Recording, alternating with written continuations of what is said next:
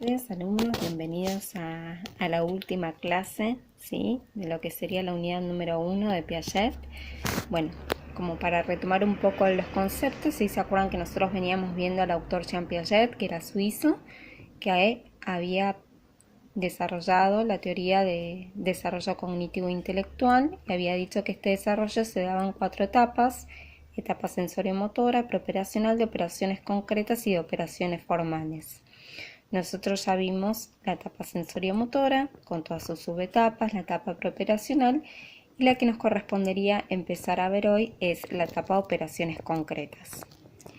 La etapa de operaciones concretas, como yo les dije recién, ¿sí? Es la tercera etapa del desarrollo cognitivo, ¿sí? Según Piaget, va aproximadamente entre los 7 a 11 años de edad, ¿sí? En esta etapa los niños comienzan a adquirir rápidamente lo que se llaman las operaciones cognitivas, que es aquella actividad mental interna que va a permitirle al niño modificar y reorganizar sus imágenes y símbolos mentales para llegar a una conclusión lógica. Si nosotros tratamos de ahora ver, ¿sí?, cómo es el desempeño en la comprensión y resolución en lo que respecta a los problemas de conservación y clasificación, que ustedes recuerdan que lo vimos la clase pasada en relación a los niños en etapa preoperacional y que tenían dificultad para resolver los problemas de conservación y de clasificación porque se dejaban llevar por lo que parecerían ser en vez de llegar a una conclusión lógica. Vamos a ver cada uno de los ejemplos y ver si los niños en esta edad pueden resolver, ¿sí?, adecuadamente cada uno de estos problemas. En lo que respecta a los problemas de conservación, que se acuerdan que yo había dado un ejemplo, ¿sí?, donde había 2 vasos con igual cantidad de agua y después ese contenido en uno lo vertía en un frasco que era alto y finito y en el otro lo vertía en un frasco chatito y ancho. Y se acuerdan que el niño en etapa preoperacional se confundía porque se dejaba llevar por las características perceptuales más sobresalientes, porque su pensamiento era centrado y además no tenía todavía esta capacidad de reversibilidad. Entonces solía decir que este tenía más líquido que este envase, olvidándose de que en realidad partían de 2 vasitos que tenían la misma cantidad de agua. En el caso de un niño en etapa de operaciones concretas, sí, el niño ya va a poder responder adecuadamente, ¿sí?, satisfactoriamente. Sí, va a decir que en realidad ambos recipientes tienen la misma cantidad de agua. ¿Por qué un niño en esta etapa puede resolver adecuadamente, por ejemplo, en este caso de este problema, la conservación de líquidos? Primeramente porque tiene un pensamiento descentrado, es decir, que puede enfocarse simultáneamente tanto en la altura del envase, del recipiente, como en el ancho, ¿sí? Entonces él se da cuenta que si bien este recipiente es más alto, es más angosto, y este es más ancho y es más bajito. Y además adquiere la capacidad de reversibilidad, que creo que ya lo habíamos mencionado, es la capacidad de poder deshacer mentalmente, ¿sí?, el proceso que se hizo anteriormente, ¿sí? O sea, imaginariamente él puede volver estos líquidos al paso anterior, cada uno en su vasito y sabiendo que tienen la misma cantidad de líquido. En cuanto al otro tipo de problemas, que es el problema de clasificación, que se acuerdan que habíamos puesto un ejemplo de bolitas de madera, ¿sí?, donde se le aclara que tanto las marrones como las verdes son bolitas de madera, y se les había preguntado al preoperacional si había más bolitas de color marrón o verde, y ahí podían llegar a responder bien y decir que había más marrones, pero si se le preguntaba si había más bolitas marrones o de madera, ahí se confundían, ¿sí? Recuerden que la clasificación es justamente esa capacidad para poder comparar una clase de objetos con sus subclases sin confundirlas. Bueno, un operador concreto va a poder resolver adecuadamente y ante la pregunta si hay más bolitas de madera o marrón, va a responder adecuadamente que hay más bolitas de madera porque va a poder tener en cuenta esta subclase y esta subclase para formar una clase mayor, que son las de bolitas de madera, que comprenden las marrones y las verdes. Por otro lado, ¿sí?, tenemos acá otra flechita que me marca la lógica relacional, ¿sí? Es importante tener en cuenta que un hito importante del pensamiento operacional concreto es la mejor comprensión de las relaciones cuantitativas y lógicas. Cuando hablamos de las relaciones cuantitativas podemos hablar que el niño puede resolver problemas de seriación mental, y cuando hablamos de la comprensión, ¿sí? Más de los elementos lógicos de una serie, hablamos de la transitividad. Vamos a verlo en un ejemplo, así queda más claro.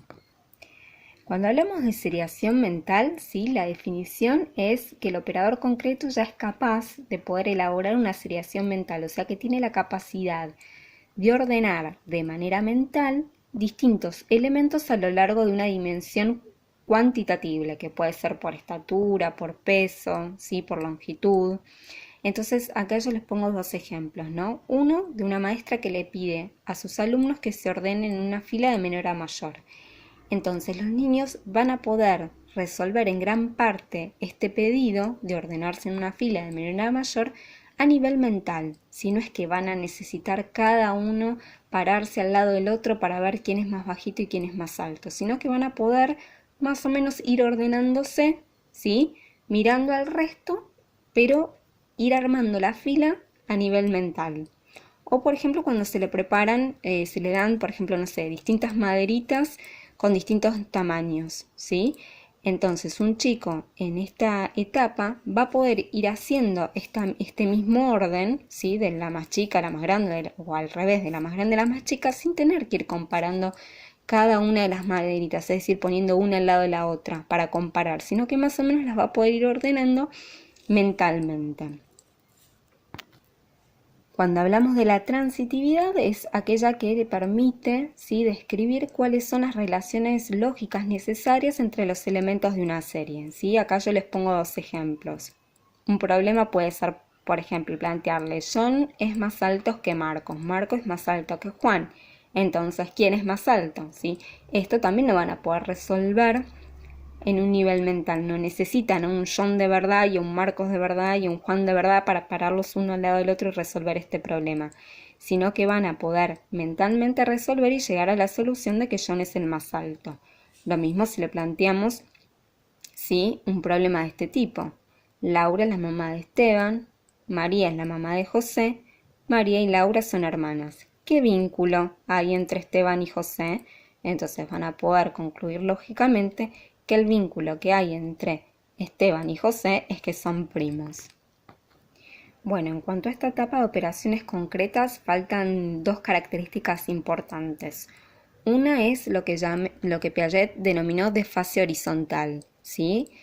Cuando habla de fase horizontal, lo que hace alusión es al desempeño cognoscitivo desigual que tiene un niño, es decir, a una incapacidad para poder solucionar ciertos problemas, aun cuando ese niño pudo haber resuelto problemas similares que requerían la utilización de las mismas operaciones mentales. ¿Qué quiere decir esto? Supongamos, volviendo al ejemplo de los problemas de conservación, ¿sí? Hay distintos problemas de conservación de líquido, de masa, de volumen, ¿sí? Más o menos, como para que tengan una idea, un niño puede resolver los problemas de conservación de líquido, que era el del ejemplo anterior del dibujito, a partir de los 7 años, ¿sí? Más o menos. En cambio, recién va a poder, según Piaget, resolver los problemas de conservación de volumen recién entre los 9 y 12 años. Y Piaget se preguntaba por qué, porque en realidad necesita para resolver las mismas operaciones cognitivas que necesitó para resolver los problemas de conservación de líquido. La respuesta que él encontró es que estos problemas de conservación de volumen, ¿sí?, era una tarea mucho más compleja. ¿Por qué? Porque requería al mismo tiempo considerar de manera simultánea la conservación de líquido y de masa y luego determinar si había algún tipo de relación entre estos fenómenos. Otra de las limitaciones que encontró, que es la que yo les puse acá abajo, que el operador concreto, ¿sí?, el niño de esta edad, va a poder aplicar estos esquemas operacionales solo a objetos, situaciones o sucesos que sean reales o al menos que puedan ser imaginables. ¿Qué quiere decir esto? Que aún depende de las experiencias concretas para poder arribar a una solución lógica.